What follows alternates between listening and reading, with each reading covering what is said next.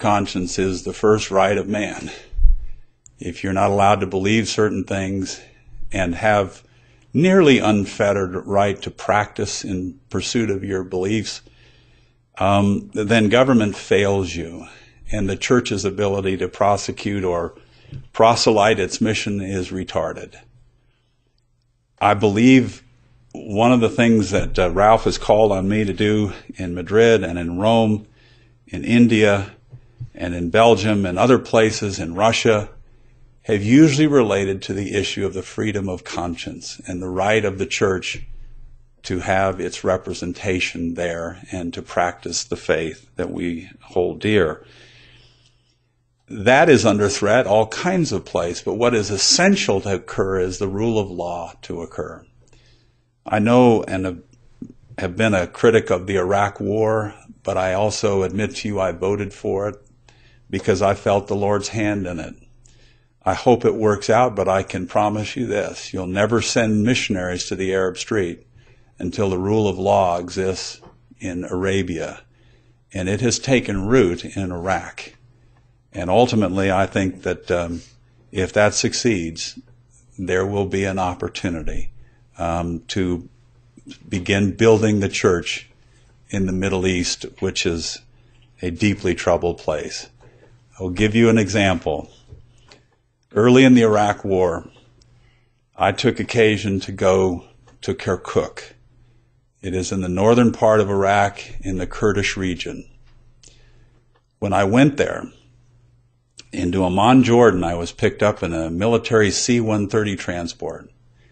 We flew towards Kirkuk, and as we were preparing to descend, the pilot informed me that the airfield that we were to land out and where 200 Oregon National Guardsmen were awaiting me to speak to them, that it was under RPG rocket fire.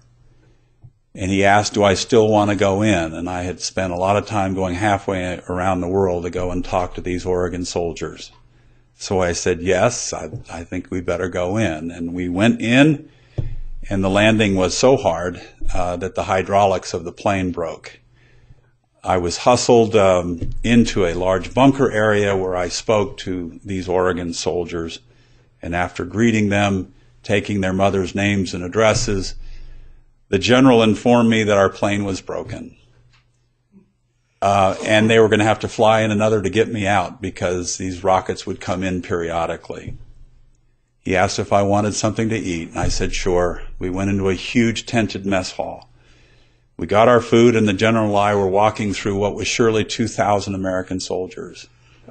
Looking for a place to sit down, I heard call out, Bishop Smith. I turned around and I looked and saw one of my Aaronic priesthood boys in the uniform of an American Army captain. We had our Sons of Messiah greetings, and then he, after our conversation, said, are you going to General Conference? And I said, if I get out of here alive, I will. He said, well, if you do and you see any of the brethren, will you tell them that the Kurdish people are ready for the gospel, and we've already baptized 4. I don't know if you've got their records, but there are baptisms occurring in Iraq. I believe the Lord's hand exists in the affairs of nations. I have seen it. This Captain Gailey asked me to tell this story to you. I had occasion to tell it to President Hinckley. And when I did, tears coursed down his cheeks, and he said, Senator, our missionaries always follow in the footsteps of American soldiers. The Lord governs in the affairs of nations, even if the nations don't know it. So wars and rumors of wars there will be, but the Lord is in charge, just as he is in Iraq on a macro basis. The second principle